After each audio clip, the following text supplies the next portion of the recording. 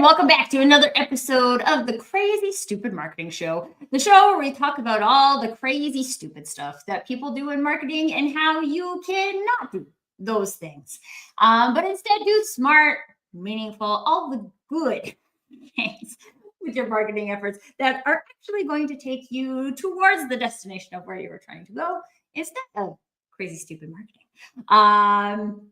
Just because one, people, if you're watching, you would be like, oh, what's up with this? Tracy is live without a guest. Yes, because my guest is running late. But also, this episode is about creating digital micro moments. And so, as I was sitting backstage, I was thinking, like, well, I could wait. But what kind of digital micro moment might Tracy want to create today? And so here I am. And when my guest arrives, we will bring them on and then we will be able to have our conversation for today about the digital micro moments. But while we wait, I thought this was a good opportunity for us to readdress what is crazy stupid marketing. Oh, hey, Phil. It's always good to see you, my friend. Thanks for making me not feel alone while I'm waiting for my guest. What is crazy stupid marketing? Because I mean, it's a catchy title for a show, but it's actually more than that. And so when we talk about crazy things that people are doing in marketing, it is the things that you do over and over, expecting a different result. So, my friends, the definition of insanity that most people are familiar with, that is what we are considering crazy from the Crazy Stupid Marketing Show point of view. Stupid, it's actually funny because so my son, who is 6, he is like always talking about how stupid is a swear word. Here's Kristin. Hi. I told you. I just thought we would get started. I'm reframing crazy and stupid for people. While I'm creating a digital micro moment. Okay, so back to stupid, which my 6-year-old considers a swear word. My definition of that is things that someone else has told you to do that you have no idea why you're doing them. And unfortunately, in the marketing arena, this happens very, very commonly. People see a quote unquote marketing expert who said, you need to have a podcast. And if you have a podcast, then you will be the most successful business owner that you could ever be, which may or may not be true. There's a whole bunch of other contributing factors that play a role there. But the point is, I've actually asked people, this is an experience I've had in my life, folks. So this lady interviewing me as to whether or not I would be a good fit for a virtual summit that she was hosting. And we had this wonderful conversation. And I was like, yeah, it's so great. This is going to be fun. And then she asked me the question, how many people do you have on your email list? And I was like, I do not have an email list. And she was like, oh, sorry, I can only have speakers who have 5,000 people on their email list or more. And I was like, can I ask you a question about that? And she was like, okay, yeah. And I'm like, why? Why is that? And she was like, because my coach said so. So that is a good example of what I would consider stupid, is that she didn't know why she was doing it. She was just doing it because someone else told her that she should. She didn't have a good reason for her to do it. So when we're talking about, again, crazy, stupid marketing in the universe of marketing, those are the things. Doing the same thing over and over again, expecting different results, and doing things just because somebody told you that you should, which is all the things we are against on the show. And specifically, we're going to be talking about how to not do those things when we're creating digital micro moments. And I'm really excited to have Kristin, who was busy servicing a client. I mean, this happens, right? I'm glad that you're servicing your clients that way, Kristin. There's a lot, and let's just say more and more. There's more digital tools. There's more digital platforms where people are having moments with people and have the opportunity to create a moment that is meaningful. We are also living in a world of inundation from a content point of view.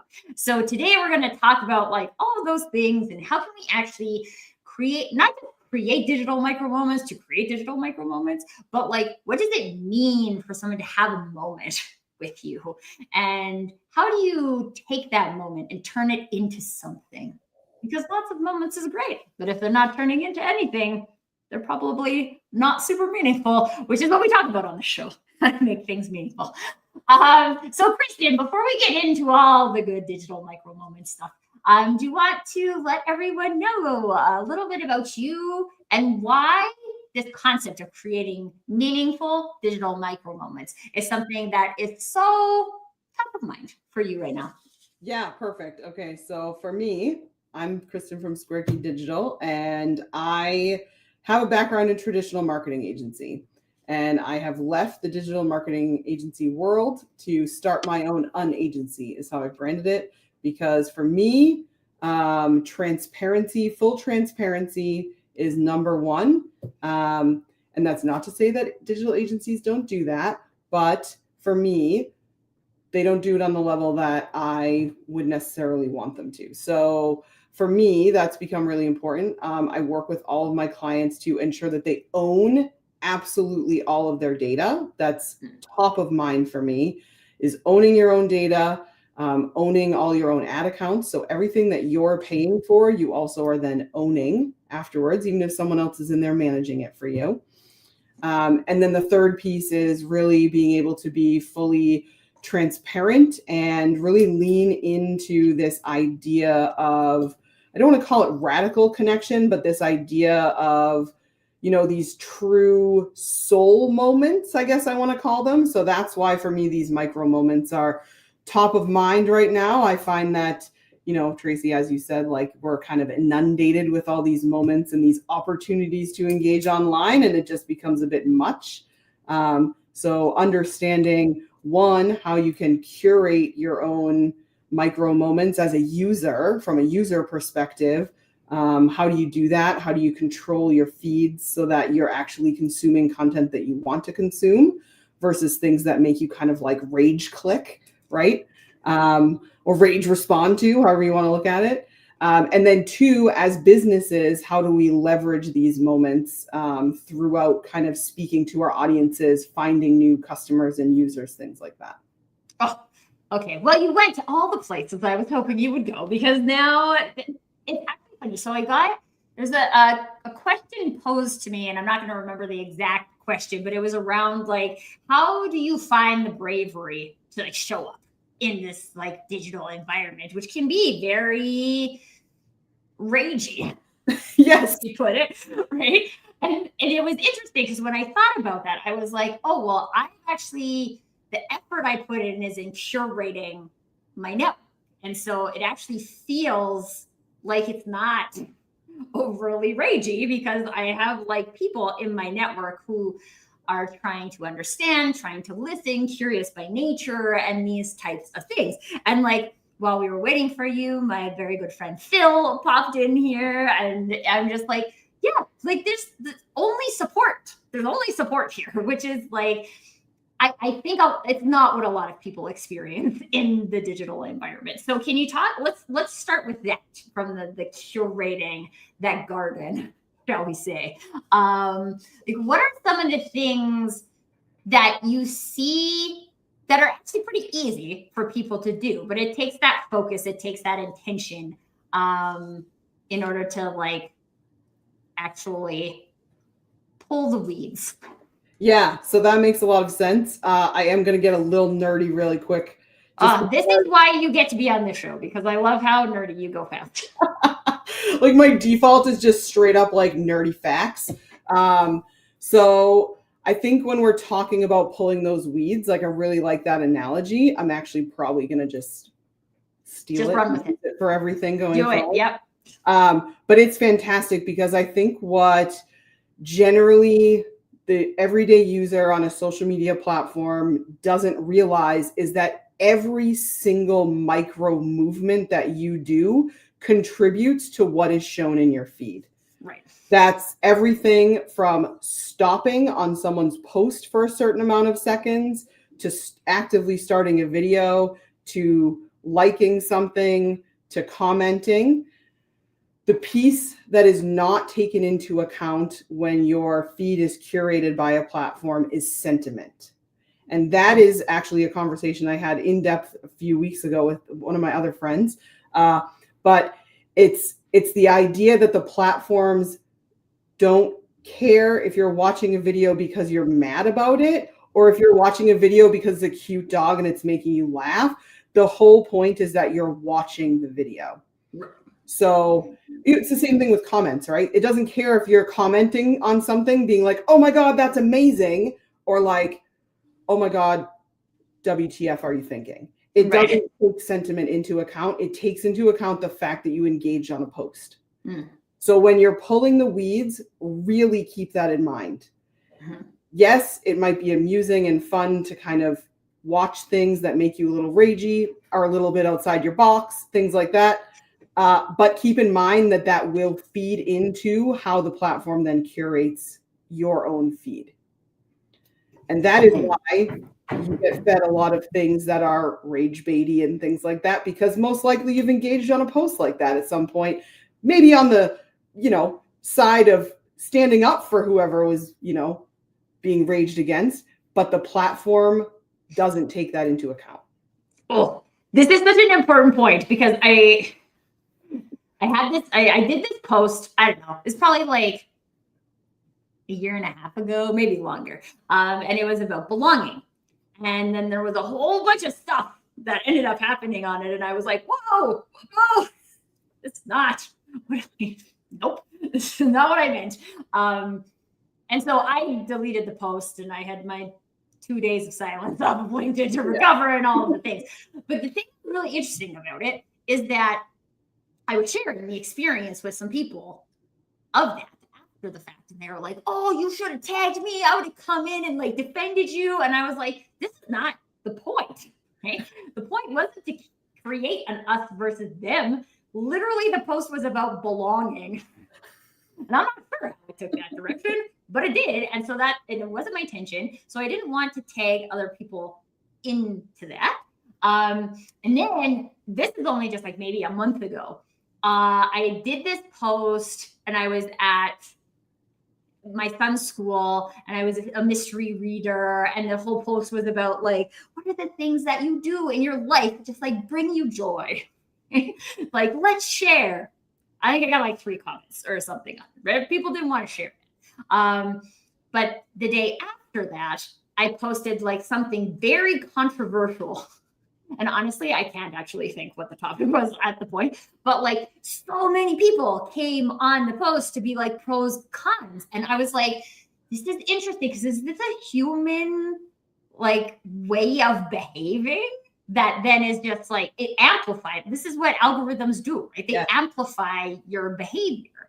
And so even if, like you said, you're coming to the defense of something, like it's going to think you want to participate in that kind of interaction. Exactly. Oh, and now all of this is getting all of this like pros, cons stuff. So we're going to put that in front of you. And if you engage in it, that's what you're teaching the algorithm. So it is important to watch that. And then I would also say, like, rolling that up a level, like, I think there's also a lot of people who don't really know why they're on social media. If we're going to use social media as an example, it's not the only place to have a digital micro moment, but like, this is kind of where we're going at this part of the conversation, is that maybe you're an entrepreneur and you think you have to be on social media. Maybe like I'm in the generation that kind of grew up with Facebook. And so then you feel like there's kind of like, remember when Facebook was this? You're like, but it's really not that anymore. And there's like lots of, I mean, I've had clients who have like substantial social media trauma and like all of these things, right? And so, but there's these kind of where this plays into the stupid part of marketing is people tell you that you should, and you should be on social media. But if we roll it up to that level where we understand, like, what am I doing here? Like, what do I want to, do I want to come here and feel inspired? Do I want to come here and feel ragey and realize that if I don't want to come here and feel ragey, I don't have to come here and feel ragey. Like, again, you might have set up that pattern maybe with the algorithm right now, but you can actually change your intention on that on any given day and start to retrain the algorithm on what you want it to do. 100%. Yeah, you can absolutely retrain all of them. Some of them are better at the uptake in a faster amount of time, but they all eventually get there. You can definitely actively retrain your algorithm. And I think when you take that whole concept of, why am I participating in this platform, and you apply it to a brand or a company, understanding as a business, what is your goal on this platform? Why are you on this platform, right? So one of my favorite ones to follow is Duolingo, because the owl is literally unhinged and I'm here for it. But their whole goal with that is simply brand awareness. They're there to get engagement. They're there to put themselves at the forefront of, this, obviously this brand, but like kind of this like cultural movement with Gen Z, as Gen Z gets older and starts to buy into programs like that and wants to actually expand kind of their skill sets and things like that. So that's one of the things that I really enjoy working with brands about, is like figuring out what platforms are good for them, and also why should they be there? What's the goal of being on that platform? And then that informs kind of what type of content and what type of micro moments are you creating there for your user base, right? Yeah. Okay. And I love that you went like into the strategy that goes behind the micro moments, because we're going to talk about AI in a bit. We're going to leave that for later. But AI can create micro moments for you. We just don't know how it's contributing if you don't have an overarching strategy. But like, let's connect the dots here between this concept of like nurturing your garden and pulling the weeds, and like a brand strategy of why I'm on a platform and what I'm trying to accomplish. Because I think a lot of times these two things get separated into like, this is the brand experience and this is the user experience. And as an individual user, I lead my field. But as a brand, you also have the ability to do that. And so when you look at, again, it's funny because I do this a lot of work with my clients too. And just like, what do you like Instagram? Instagram do you like? There's actually no right or wrong answer, but like, what do you like about it? Because like, personally, I'm not a fan of Instagram. It stresses me out. But there's people who love it, right? So what do you love about it? And like, how do you show up there that allows that love to be experienced? Because again, there's like lots of activities you can do. You can follow specific accounts that follow different hashtags. And there's like, these are the things, the activities, the tasks that you do. But unless you are connected to, and again, in like a meaningful way, like, this is why I'm here. Yeah. Then it's, I remember having a client say to me once, like, Tracy, you are the expert. If you tell us to be on Instagram, we'll be on Instagram. My response to that was like, if you hate being on Instagram, I'm not going to program Instagram. Yes. Okay? That doesn't make sense. And I'm not saying that Instagram can't work. But if you hate being on Instagram, do you think you're going to go and start a conversation with someone because they message you on Instagram? Of course you're not. And if you do, you're going to go into it and like, I hate this energy, which is like not, I mean, I would say that's not leading to the micro moment that you're hoping for. Exactly. Yes. And so like all of these things, and I mean, I'm a big fan of this concept of the energy and the like input energy into things. And when we're looking at where we're showing up, that input energy is a very relevant factor. Yeah, I completely agree with you. I think that that's also something that I do. Like, yes, it is ideal to speak to different audiences across many different platforms. Like, you will figure out a way to find a client or a new user across any platform, right? Mm-hmm. But as a small to mid-sized business, what are you looking at in terms of what do you like to do? What are you going to be most engaged in? And what is like the lowest bar to entry for you? Right. Because a lot of times in small, mid-sized businesses, that responsibility of making that content and being the face of the brand falls on the owner or one of the upper management, depending on how big the company is, right? And so those people have to be bought in on a personal level. Right. And so I love that. And that's so huge in terms of like, yes, there is like ideal strategy based on research and things like that. But there's also this next level of personal buy-in and comfortability with it too. Right. And that ultimately leads to creating those moments where you're like, oh, I can tell this person's being genuine, right? Because you can tell that someone is not being genuine when they're doing something that they're not super comfortable with. Like, and even like, because I also think that this is a spectrum, right? Because I always explain it this way. There's things that you do that you would never do. And when you're doing those things, it comes off as very inauthentic because you would never do that. Now, there's also things that you are trying that you're not good at yet, right? So like maybe going live or doing a video is like something you're not overly comfortable with.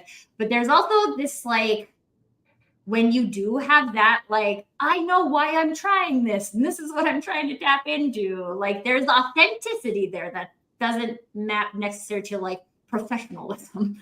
But if there's something, there's like I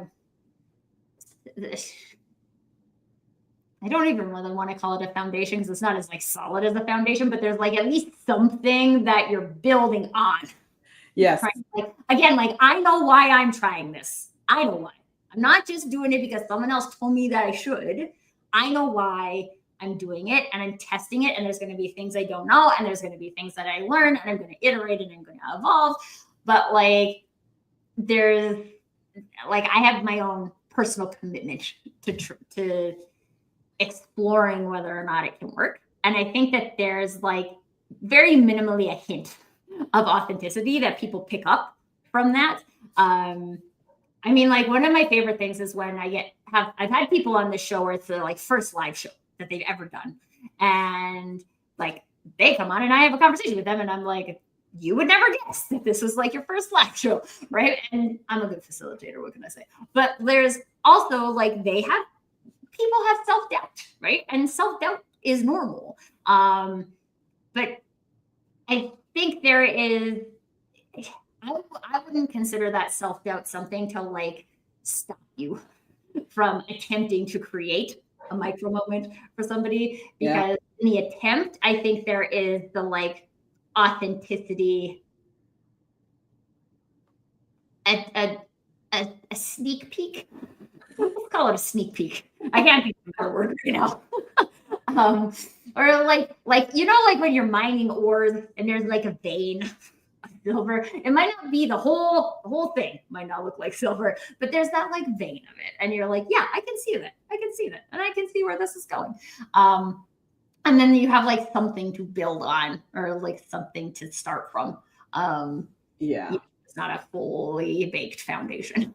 Yeah, 100%. I feel like for myself, when I'm working with clients or even some of my mentees that I have a few mentees at the moment, it's kind of taking this idea of in your personal life, where do you like to engage? How do you feel most comfortable engaging? And then does that fit into kind of like potentially what you could leverage for your business?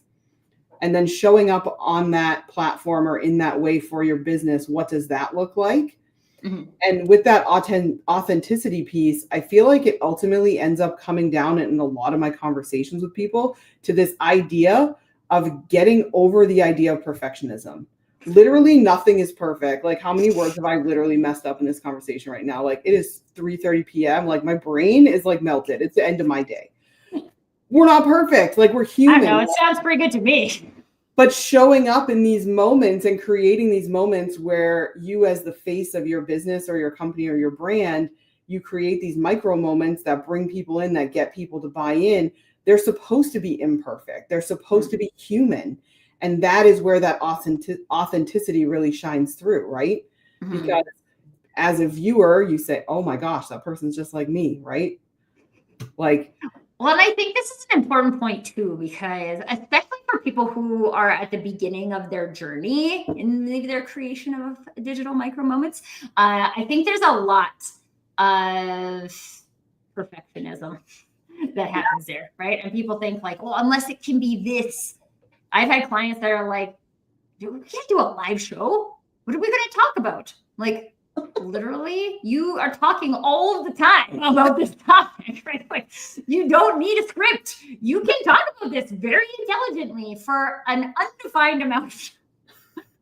yes. But we create these like frameworks for ourselves of what perfection looks like, or what professional looks like, or what it takes to turn a micro moment into a funnel, or like all of these other like destination associated things. And we forget that there's like so much value that we can create in a micro moment just by being us. Yes. Like, what would we do? What would we say? And the thing that I find really interesting about this, like I have a lot of friends who are coaches, which is probably not surprising. But one of the things I always because I'm a person like that. One of the things I always remind them is that, like, you know, when you're coaching somebody and you just feel called to make an observation, like you see something and you say it, right? Because it's helpful. Or do you sit there and assess all of the value in that comment before you say it? Some people do. But like when you're really in flow, you don't, right? You just feel it and you share it and it goes places, right? And so I think every person, when they're in flow, knows what that feels like. Oh yeah, I'm just like being myself. I'm just being in my expertise. I'm just like doing what I do. When we do that, we create a micro moment. Exactly. And if it's digital, then it's a digital micro moment. Yes. But like it doesn't have like, say that we decrease our opportunity to make those impactful moments when we're like over analyzing how we're going to show up for people. So I'd love your perspective on that, Kristin. Yeah, I think that that's 100% spot on, that we do definitely decrease the opportunity for other people to have that connection with us when we get caught up in this idea of perfection. And I think also the other piece that goes along with that, at least from my own personal journey and experience, is that the idea of perfection is really easy to get lost in when you're not fully confident in who you are and what you're offering and what you're bringing to the table. For me, that really played out heavily in some of my other entrepreneurial adventures prior to Square Key. And upon reflection, as I've gotten older and gotten a lot more experience, I'm like, oh man, I have like totally could have like done this way different, but I was, 25 and I didn't have the confidence to do it. And I think that idea and that sense of self comes with this level of acceptance that we or our brand or our business is not for everybody, and it's not supposed to be. Right. We want to have all the clients, we want to sell all the things in the whole world, but no matter what you're ultimately selling and, what you're offering as a service or whatever that may look like, it's not for everybody. Even Coke and Pepsi have two different camps, and they've been around for 1 million years. So I always use that example. Exactly. Is there room for Coke and Pepsi to both be hundreds of $1 billion, $1 trillion companies? There's room for you and your 100%. And those people, people are very passionate about. I'm not a pop drinker, but yeah, nor am I. I know people get very passionate about that, and that's the easiest example, because it does show that there is always room in the market, and there is always room for disruptors as well, right? Like you have other brands of the similar product that people would prefer over Coke and Pepsi still. I mean, Jolt Cola, I think, still has a cult following. You have people like us that don't drink soda, right? Like there's just lots of room. And I think it's interesting though too when we think about this from a confidence perspective, because one of the things I always experience with the concept, especially from a business perspective, is that people don't want to look like they're not confident in their brand, right? So like they're not going to put anything out there. And then it's like this downward spiral of confidence, right? And this is why I think it's so important just to look at, okay, so like in what spaces do you feel confident, right? I actually had this, like one of the greatest examples I have, I was working with a company and their CEO is an engineer. And what he likes to do is research and write white papers for like the industry. And I'm like, this is so great. You can do that and we can harness that from a marketing point of view. You don't have to go and be on a live show. Like you can literally do what you like to do and we can just harness it further down the line. And the number one thing I love to hear from my clients is like, I can do that. Yes, you are a Spanish speaking company who is trying to work with Spanish speaking clients and all of your content is in English. ¿Dónde está el logic? I don't know. Where's the logic in that? My Duolingo is not that good. Sorry to offend any of my Spanish speaking friends. But the point, like, yes, great content in Spanish. Please, because you're speaking to people who are consuming the content that way. Would you creating this roadblock for yourself that you don't like to do and your clients can't consume? That doesn't even make sense. Exactly. But we do it because we think we're supposed to. 100%. And that, again, comes back to that idea of perfectionism. Right? Like, I've been told that I'm only good enough if I do something good enough by other people's standards, right? So where is this idea of giving ourselves permission to put ourselves out there and make these moments to create that community that then drives our business? Right? And it's just, and I think too, it's easier to do these things when you see people who are doing them. And I think it's still against the norm to do that, right? And I don't know. I blame the marketing industry for a lot of things, which may be wrong because I'm a marketer. But like, there's a lot of things that people get told from a marketing perspective that are crazy and stupid. And it's not helpful. But if you don't know how to identify what is crazy and stupid, and because again, like even like most of my clients, and I'm sure you get this too, Kristin, and anybody else who's in the market, and Phil, you might have even said this to me at one point, right? Like, I don't know anything about marketing. And I'll be honest, like since the time I was 23, working in my first like corporate marketing job, I found that to be a curious statement. Because, I mean, I'm born in the 80s. We grew up with advertising on TV, in the newspaper, magazines. But like, you are exposed to a lot of marketing. And you know what you like, and you know what you don't. Right? And there's like so much information in that. But people are like, I don't know anything about marketing because I don't have 20 years of marketing experience. And I always what I do with my 20 years of marketing experience is show people how much they know about marketing. Yes, that is exactly it. That's exactly it. Because I don't need you. If you are creating micro moments for your customers, and I'm creating micro moments for my customers, how you are, even if, this is also the thing that I always find really interesting, right? Like the way I pick coaches, right? I pick coaches because they match my energy. But I have people who pick me almost always because I bring the energy up, right? I increase the energy, but I am already up here. So I need like someone who will like match me, but like vibe me, right? Like bring my into like, that's what I need somebody to do. So like that energy attracts me. That's not my energy that attracts my clients. So if I was going to copy what my coach does because that attracted me, that's actually not super helpful for me. Because that doesn't attract my clients to me, that attracts their clients to them. And like, so I have one standout moment where a client was in a workshop with me and just said, I just need to be more like you. And I was like, that is the absolute last thing you need to be. Because if you want to get in a battle of who is the best Tracy Borson, you're going to lose every single time. But if I get into a battle of who's the best Kristin Hartigan, I'm going to lose, right? So like, I can be me and you need to be you. And sometimes we need to figure out what that is and how we would say it and where we would say it and when we would say it and all of these good things. But it's not about you be me. If you copy me, you're always going to lose. And let's talk about sustainability for a moment, because I feel like when we're talking about creating digital micro moments, I think everybody understands one micro moment can be very fleeting.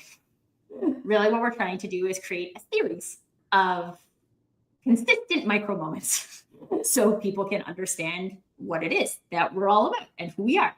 And if we are creating stuff that doesn't feel like us, one, how difficult is it to be consistent with that? Very difficult. Two, what are we actually building towards?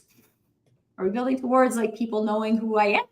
Because I feel like I'm building towards people knowing who I think they think I should be, or who I think they think I should be. I don't know. But what am I building towards, and how is that sustainable? That's not mine? That's someone else's. Now I'm building something else's to get to someone else's destination, but I want to get to my destination. So I should build something that's based on me and how I would get to my destination. 100%. Create micro moments around that. Yeah, so I'm actually, it's timely that you mentioned this, because I am actively going through this with one of my clients at the moment. They have a lot of, I get a lot of examples from them of like, oh, our competitor's doing this, we need to do it.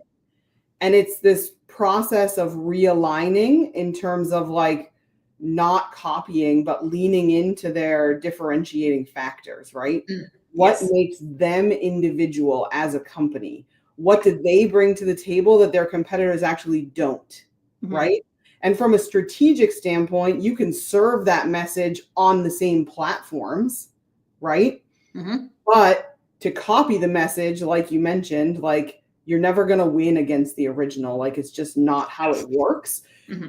But leaning into this sustainability factor is, again, going back to that, like what feels good for me, what's sustainable for me. And so, yes, if the posting ratio is 3 times a week at 1 p.m., maybe that's best practice, but what is sustainable for you, right?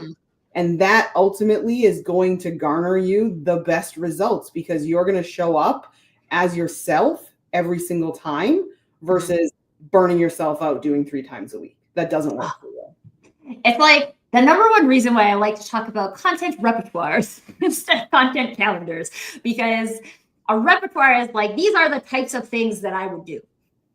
But when I would do them is based on my inputs that may or may not be related to a specific day of the week or a specific time of day. And one of the best examples, I'm sure I've referenced this on the show before, is a friend of mine wanted to do like vulnerability moments. So he's all about vulnerability. And he's like, I'm going to do a vulnerability moment every Tuesday at 10 o'clock. And I was like, if we're talking about genuine vulnerability, I would guess that is actually kind of unpredictable, as in when you will be having a vulnerability moment. So I think that's a cool thing to incorporate into your repertoire. But then also, doesn't it make sense to just do it when you're having a vulnerability moment instead of scheduling it into your calendar? Okay, let's talk about this, because this is something like I'm so passionate. I mentioned the energy, right? And like the inputs into like a micro moment is output, right? So like, what are the inputs that go into that? And the like energy behind it in order to create that micro moment in a way that is actually going to be meaningful.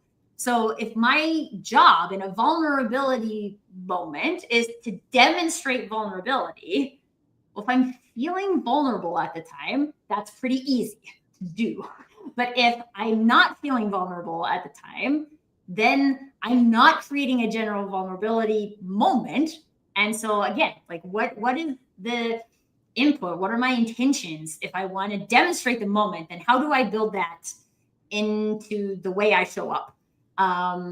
Instead of like having to hard focus on like, I need to post something every day. Do you? Does anybody notice when I don't post? I'm pretty sure they don't. right? Like I said at the beginning, we are inundated by content. We do not need your content every day. We don't need your content every day. No, the algorithm likes your content every day. But consistency is felt when like the energy that goes into it is consistent. And so when you can look at what drives your energy and use that strategically to create an output. So if you want to create a vulnerability moment, and you know that every time you go into a specific room, whether that's in person or online, you feel vulnerable, then go into that room on Tuesdays at 10 o'clock. And then you probably will be feeling vulnerable because you know that the input generates the output. But I think a lot of times we're just like sitting back and waiting for inspiration, right? We're like, I'm going to create a meaningful micro moment. Someone deliver me energy. Well, yeah, sorry, folks, that's not how it works. That's a really interesting way of looking at it because for me, I really like the idea of that content repertoire versus the calendar. I think that that's really important to have that differentiation. I think that when we talk about input versus output, for me, the way that I work with some of my clients is the input is kind of like your brand values. And then the output is how are those brand values expressed? So if you know that you're going to post twice a week, if that's your goal, but say you're not in a particular space to do a vulnerability moment that week, what are some of the underlying values that you're bringing to the table that maybe sometimes a vulnerability moment can express, but there's other things and other topics and ways of speaking about things to bring to the table that still express the same underlying values. Right? Well, and I think that's important too, because I feel like as much as some people try to come off as very one-dimensional on social media, humans are not one-dimensional. And so we experience vulnerability in different ways. And we experience even, again, like values. It's not as easy as saying like, I care about people. Right? Well, the way I care about people is different than the way you care about people. And is my way bad and your way right? Like, no. We just care. We care differently. And so if we're talking about like harnessing this into a demonstration of how we do that, what does that look like? What does that look like for you? And just because this is also something I think a lot of people, I think, are concerned about being copied, right? Yep. And like one of the things I always find really interesting about like the content I create in particular is that like my content is so Tracy that if someone copied it, someone would know, right? Like someone else would be able to identify that and be like, this sounds like Tracy. And then like I win because like I created the brand experience, right? But this is if we're so generic, we're using AI to create our content just because we're trying to create a lot of content. And I'm a huge fan of using AI as a content generation partner, like ideation partner. I think it's super helpful. Yeah. But like if you're just prompting it and taking exactly what it writes and putting it out there, like it could be giving people similar answers, and we're going to sound like similar people at the end of the day. And like, that's just not, it doesn't, what would you say? Because I'm feeling like that technically it creates a micro moment, or does it? Does it? Because there's no like energy exchange. Is there an energy exchange behind a micro moment? Or how would we like to, now that we're like 45 minutes into the conversation, define a micro moment? Because I feel like a moment is like an exchange. Like two people exchanging something, creating a moment. Not just I created content and posted it out into the ether and someone scrolled by it. Exactly. Yeah. So I think about creating little micro moments for myself personally, but also for Square Key Digital in multiple different ways. Mm-hmm. So that could look like me putting some content out there, which happens in many different forms, depending on kind of what I'm doing at the time. It also can include, engaging with an online discussion, leaving a comment, reposting, even DMing someone, like creating like a private behind the scenes moment with, somebody that you're already connected with from a brand perspective. For me, when I think about some of the micro moments that I create, one of my values that I talked about very early on in this conversation was transparency. And the way that shows up for me is in literally 1,000 different ways. I do a lot of educational content. I want everybody to know how to know all the nerdy stuff about the internet that I know. So I get what's in here out there. And that's sometimes making more educational posts that are very straightforward, that can be referenced later. That can be making, entire decks for people to reference. That could be making instructional videos. That can also mean just going live on my Instagram and being like, hello, there's a Google update today. Like, here's what's up. So there's so many ways to lean into that one singular value that I put in the forefront so much.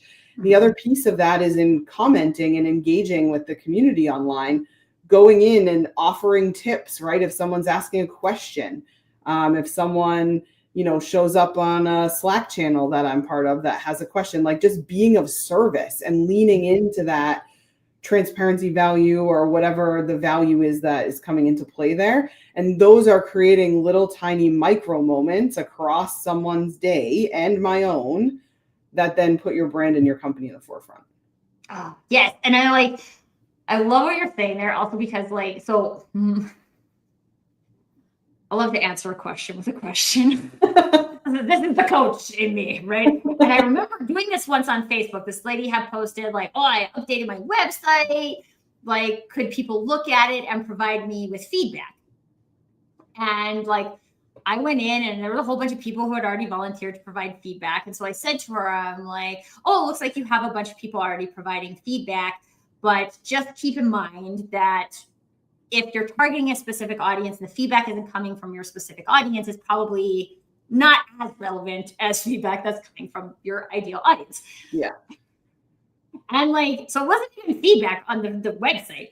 And that person saw that and was like, oh, I think maybe I need someone to ask me more questions, not just like give me feedback. And I ended up like coaching her, which was crazy because at the time it was someone who was like seemingly to me like way farther ahead in their like business and career. And I was like, oh my gosh, this is great.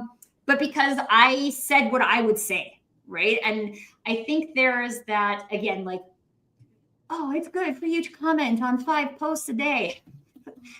Say what you're going to say, because like if you're not going to say what you're going to say, you're just going to say something to say something. That's not creating a meaningful micro moment. It might be creating a moment, but is that something that is going to lead to someone knowing who you are better? And so if we're looking at this definition of micro moments as your opportunity for someone to know who you are better than they did before that moment, whether that's a comment, whether that's a like or a support. Like I use my emojis very intentionally, right? Do I support this? Do I like this? Do I cheers it? Like, do I love it? Like, is this insightful?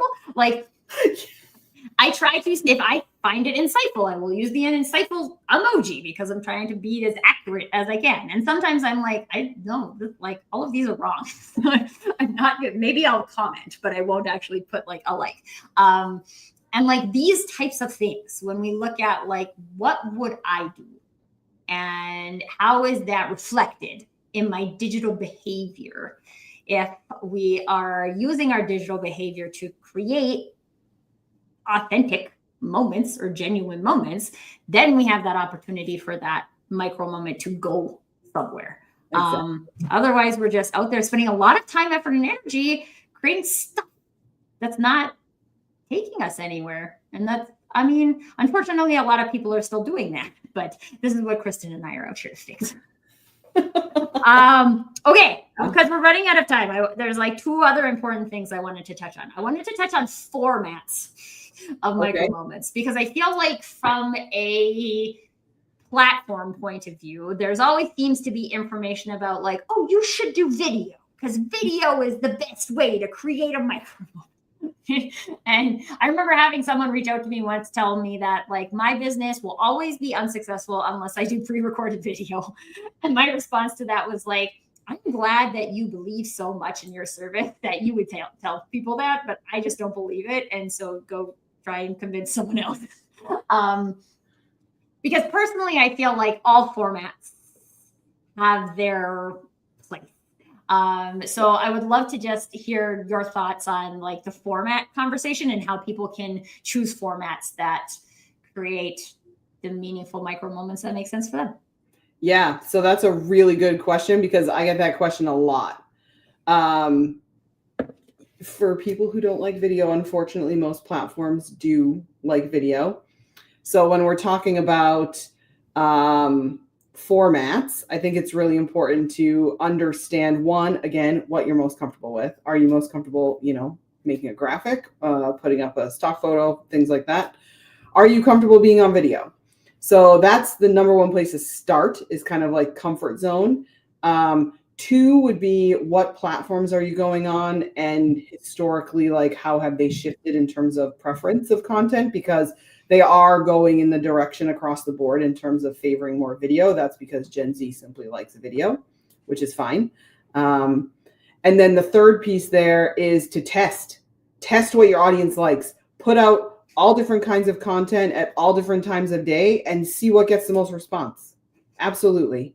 And then do it again in 6 months, and then do it again in a year, because what your people like now will not be what they like in 3 months, which will definitely not be what they like in a year.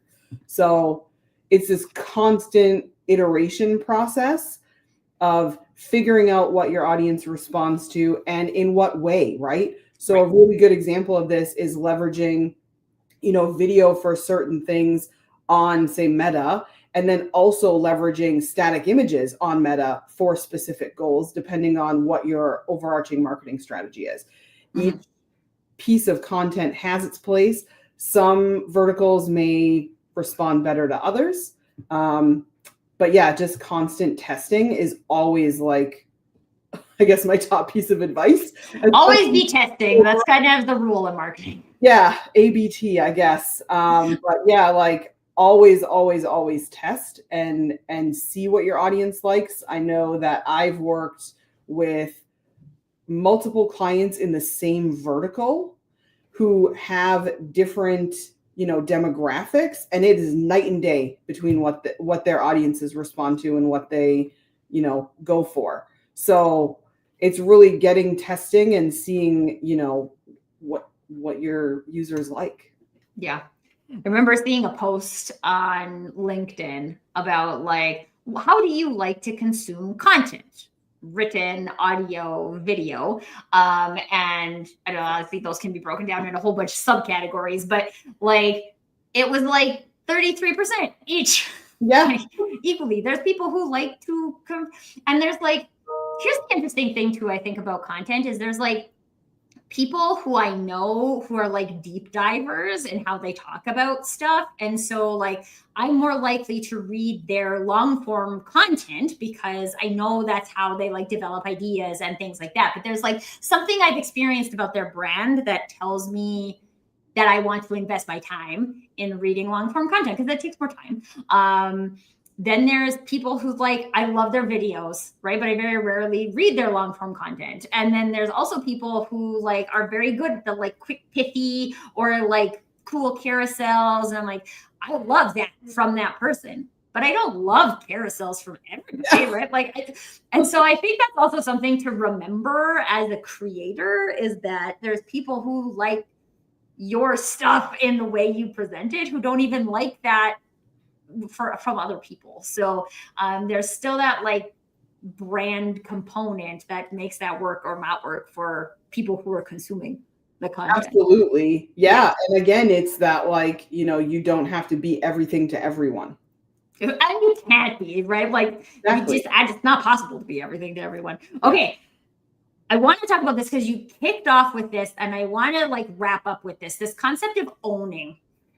Like what are you owning, right? So you're talking about like owning your data and owning your platforms and all of those things. But really, when we're talking about creating digital micro moments, we want to own the moment. So if you were going to give someone your thoughts or ideas or tips on like what to ask yourself or what actions you can take in order to like keep your focus on owning a moment with somebody, what would you share?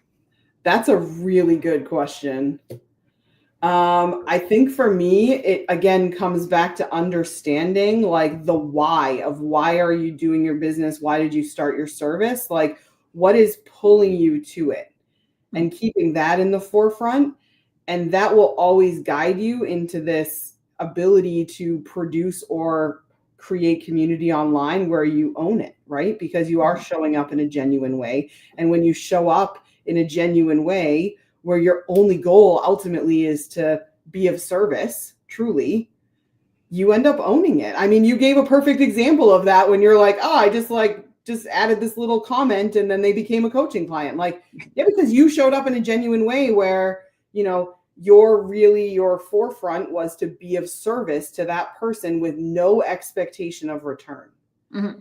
And for me, that is the best way that I can say, like, my clients and also myself from a business perspective, that is how you own those moments, is you really show up in a way where your guiding principles and your guiding why is informing how you're answering, how you're providing, you know, information online, how you're building out a post, right? I've had this experience recently, like I've recently experimented on LinkedIn with a bunch of different types of posting. And the ones that get the most response are when I talk about all the things I messed up in my first business.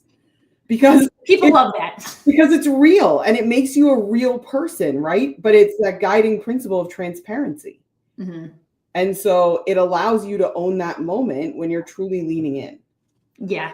Well, it's funny because yesterday I did this post on an authenticity correction, which I have never like posted about before, but I speak about authenticity a lot. And I was like, oh, I did a post and like felt good about it at the time, but then in retrospect felt like it felt very tone deaf. And I was like, what is driving this, my interpretation of this, right? Because it is my interpretation. It's not like the global interpretation.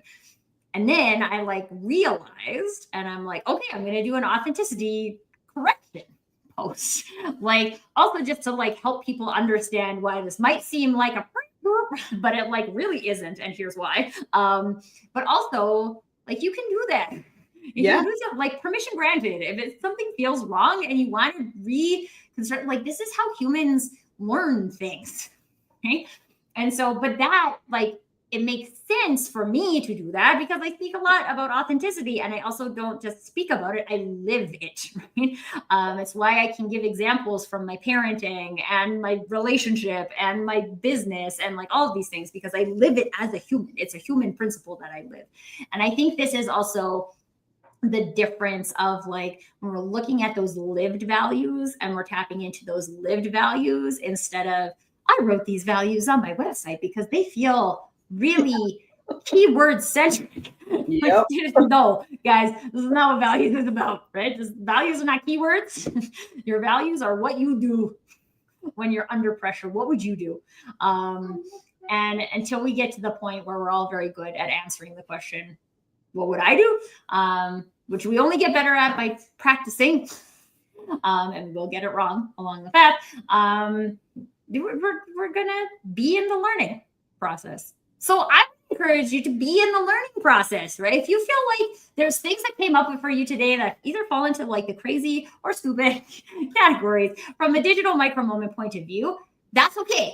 Because you didn't know before this conversation what you know now coming after the conversation.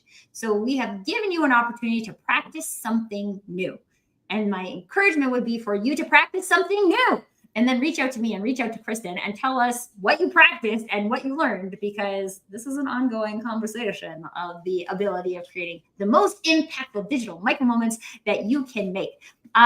So Kristin, where is the best place for people to find you if they would like to continue the conversation? Perfect. So I do have a website, squarkydigital.com, that has a lot of resources on it. And it also has ways to contact me. I would say social media, but I am not consistent. I honestly, I would say probably. We didn't say anything in this episode about you having to be consistent on a specific digital or platform in order for you to have an effective business. I just want to confirm that. Exactly. I am proof of that. No, Instagram for sure. And then LinkedIn is a great place to connect with me as well. Awesome. And if you happen to be watching live on LinkedIn, then Kristin is tagged in the post. So you can just click on her name and it will go over to the profile and you can connect that way, which just makes it a little bit easier for you. And let them know that you listen to this episode and have kind of the down low on what we were talking about so you can continue the conversation in the most meaningful way. With that, friends, thank you so much for joining us today, talking about creating digital micro moments. We are excited to share with you some micro moments ongoingly on the Crazy Stupid Marketing Show, which is here every Tuesday at 3 p.m. Eastern, 1 p.m. Mountain Time, unless I have a guest that is somewhere overseas, and then sometimes we move it around. But usually that's when we're here. And if you are a marketing professional and you would like to get into a conversation, please reach out. I would love to talk about more stuff on the show. Well, there's lots of stuff to talk about on this show forever. And also, if you're a viewer, remember, get into the conversation with the chat, right? Like you can ask your questions, even if you're watching this on replay and you have a question for me or Kristin or something that we talked about, like just pop it in the chat. We will see it and we can answer it. So feel free to do that. It's your opportunity to get into the conversation as well, to figure out what creating digital micro moments means, not just for us, but for you. With that, my friends, have a lovely rest of your day. And until next time, permission to do you.